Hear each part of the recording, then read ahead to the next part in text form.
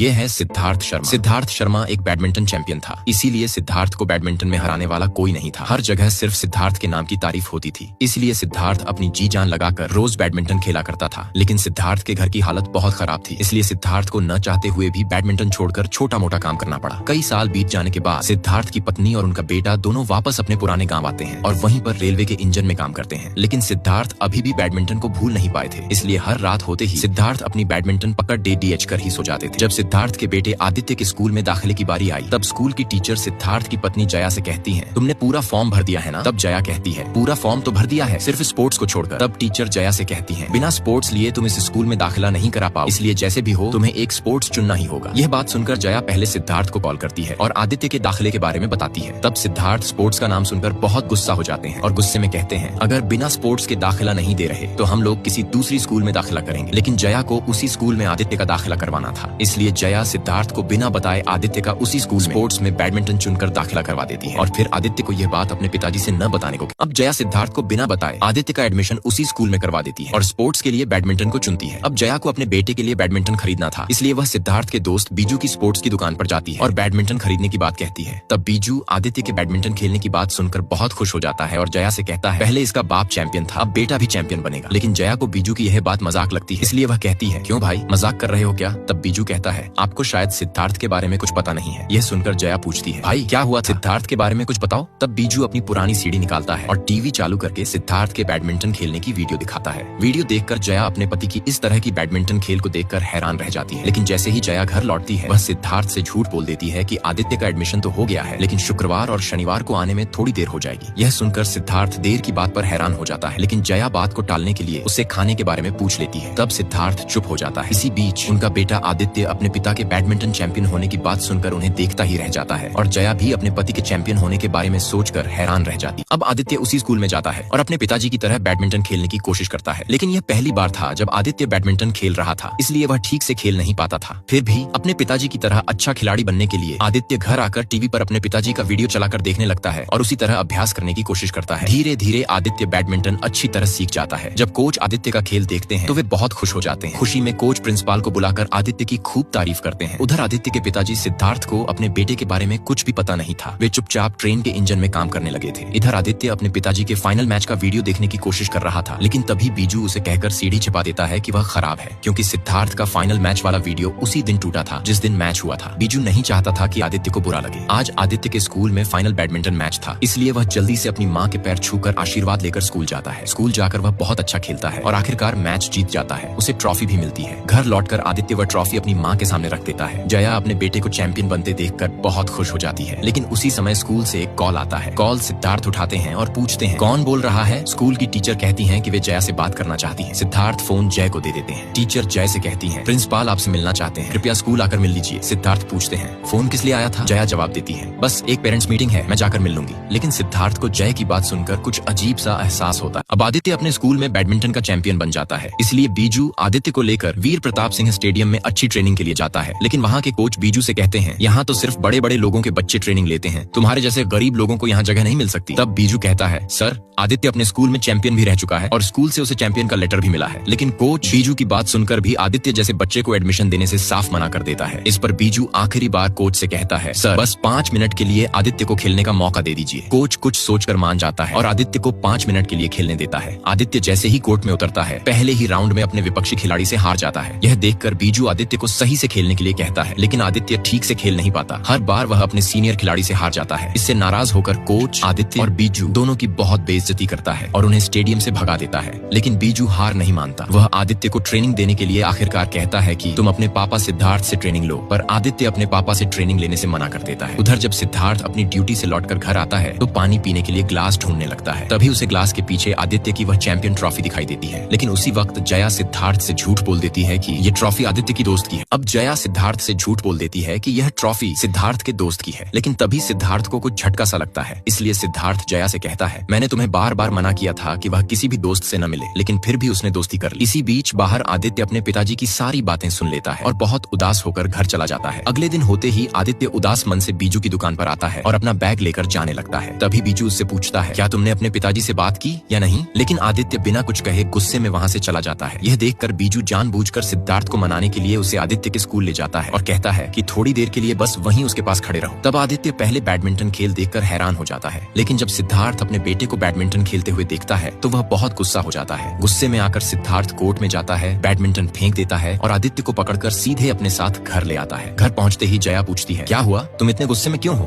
तभी सिद्धार्थ गुस्से में जया से कहता है, तुमने तो बहुत अच्छा नाटक किया था। 2 दिन एक्स्ट्रा क्लास करेगा, ट्रॉफी दोस्त की है, स्कूल में स्पोर्ट्स नहीं है, अगर और कोई झूठ बचा है तो वो भी बोल दो। इतने में बीजू वहाँ आ जाता है और बाप बेटे को मनाने के लिए बड़ी मीठी मीठी बातें करने लगता है। लेकिन सिद्धार्थ गुस्से में बीजू से कहता है, मैंने तुम्हें बार बार मना किया था कि मेरे बेटे को इन खेल कूद जैसी चीजों से दूर। अब सिद्धार्थ को जैसे ही अपने बेटे आदित्य के बैडमिंटन खेलने के बारे में पता चलता है, वह बहुत गुस्सा हो जाता है। गुस्से में आकर वह बीजू से कहता है, तू मेरे पर्सनल मामलों में दखल देना बंद कर दे। बीजू, जो सिद्धार्थ को अपना जिगरी दोस्त समझता था, यह बात सुनकर बहुत उदास हो जाता है और वहाँ से चला जाता है। अगले दिन जब सिद्धार्थ ट्रेन के इंजन पर काम कर रहा होता है, तभी उससे मिलने उसकी पुरानी प्रेमिका सोमा आती है। बहुत दिनों बाद सिद्धार्थ को देखकर वह थोड़ी मायूस हो जाती है और कहती है, क्यों तुम आदित्य के साथ ऐसा कर रहे हो? वह एक अच्छा बैडमिंटन खिलाड़ी है, उसे आगे बढ़ने से रोकने के बजाय तुम उसका साथ क्यों नहीं देते? सिद्धार्थ जवाब देता है, मैं उसे आगे बढ़ने से नहीं रोक रहा, बल्कि उसे उस दर्द से बचा रहा हूँ जो मैंने झेला था। तुम्हें याद है ना, जब तुम मेरे साथ थी तब कुछ अमीर घर के लड़कों ने मुझे फाइनल में खेलने से रोकने के लिए मेरा पैर तोड़ दिया था। डॉक्टर ने मुझे 1 महीने तक खेलने से मना किया था, लेकिन फिर भी मैंने अपने सपने को पूरा करने के लिए मुश्किलों के बावजूद फाइनल खेलने गया। पर पैर में ज्यादा फ्रैक्चर होने की वजह से मैं मैच हार गया और फिर घर का खर्च चलाने के लिए मुझे अपना सपना छोड़कर बाहर जाकर काम करना पड़ा। इसलिए मैं चाहता हूँ कि मेरा जैसा दर्द मेरे बेटे आदित्य को न झेलना पड़े। ये सुनकर सोमा सिद्धार्थ को हिम्मत देती हुई कहती है, तब तुम्हारी स्थिति अलग थी, अब आदित्य की अलग है। बस एक बार उसके अच्छे भविष्य के बारे में सोच लो मेरे लिए। अब सिद्धार्थ को सोमा बहुत प्यार से समझाती है कि आदित्य जैसी अच्छी खिलाड़ी को बैडमिंटन की और भी ज्यादा प्रैक्टिस करवाओ, ताकि आदित्य तुम्हारे उस अधूरे सपने को पूरा कर सके। तब सिद्धार्थ अपनी सोमा की कही हुई बातों को सोचता है और सोचते सोचते रात में ही अपने बेटे के पास जाता है और उसके पास बैठकर रोने लगता है। अब सुबह होते ही जैसे ही आदित्य नींद से जागता है तो देखता है कि उसका पिता खुद उसके लिए बैडमिंटन का धागा सिलवा रहा है। यह देखकर आदित्य बहुत खुश हो जाता है और सिद्धार्थ भी बहुत प्रसन्न होकर खुद आदित्य को बैडमिंटन देता है। आदित्य अपने पिता से बैडमिंटन लेकर बहुत खुश होता है। इसी खुशी में सिद्धार्थ जया से माफी मांगता है, क्योंकि उसने जया को बहुत बुरा भला कहा था। जया भी अपने पति की यह बात सुनकर बहुत खुश होती है। अब सिद्धार्थ अपने बेटे को खुद बैडमिंटन की प्रैक्टिस करवाने के लिए घर से बाहर ले जाने लगता है। तभी पास के अंकल सुबह सुबह दोनों बाप बेटे को देखकर बहुत खुश होते हैं और फिर दोनों को पूजा की हुई आरती लेकर जाने को कहते हैं। सिद्धार्थ और आदित्य आरती लेकर सीधे बीजू की दुकान में जाते हैं। बीजू आदित्य को देखकर पूछता है कि कब आया, लेकिन तभी बीजू सिद्धार्थ को देखकर बहुत उदास हो जाता है। इसीलिए उसी वक्त बीजू आदित्य को एक गन शॉप की ओर इशारा करके कहता है, वहाँ पर एक से एक बंदूकें मिलेंगी, इसलिए जब भी मन करे दुश्मन को मारो, दोस्त को भी मारो, अपने सपनों को मारो और दूसरों के सपनों को भी मारो। असल में ये सारी बातें बीजू अपने जिगरी दोस्त सिद्धार्थ को ही कह रहा होता है। अब बीजू गुस्से में सिद्धार्थ को बहुत कुछ बुरा भला कह देता है, क्योंकि उस दिन सिद्धार्थ ने बीजू को अपने घर से भगा दिया था। इसीलिए बीजू अपनी जिगरी दोस्त सिद्धार्थ से बहुत नाराज था। लेकिन तब सिद्धार्थ बीजू से कहता है, मैं यहाँ अपनी जिगरी दोस्त को मनाने के लिए आया हूँ, मुझे पता है तुम मुझसे नाराज हो, तो चलो अब दोनों अपनी नाराजगी भुला दें। यह कहकर दोनों आपस में बहुत खुश होकर गले मिल जाते हैं। अब सिद्धार्थ अपने बेटे को अच्छी तरह बैडमिंटन की प्रैक्टिस सिखाने के लिए पहले आदित्य को अच्छी तरह जॉगिंग करवाता है और रोज आदित्य की सेहत मजबूत रखने के लिए उसके माथे पर चिड़िया रख देता है और रोज रोज आदित्य का खाना भी बदल देता है, ताकि आदित्य सही तरह से बैडमिंटन पर फोकस कर सके। आखिरकार सिद्धार्थ आदित्य को बैडमिंटन की ट्रेनिंग देने के लिए अपनी पुरानी ट्रेनिंग कोर्ट में जाता है। फिर सब मिलकर उस कोर्ट की अच्छी तरह सफाई कर देते हैं और उसे पहले जैसा नया बना देते हैं। फिर रात्रि में सिद्धार्थ अपने बेटे को बहुत अच्छे ढंग से बैडमिंटन की प्रैक्टिस सिखाना शुरू कर देता है। पहले पहले तो आदित्य ठीक से नहीं खेल पाता था, लेकिन धीरे धीरे रोज ट्रेनिंग लेने से आदित्य पहले से भी बहुत अच्छा खेलने लग जाता है। इसलिए सिद्धार्थ आदित्य को और भी अच्छा खिलाड़ी बनाने के लिए उससे और भी कठिन तरह के काम करवाता है, जिसे आदित्य रोज अपने पिता के साथ उसी तरह सीखने की कोशिश करता है।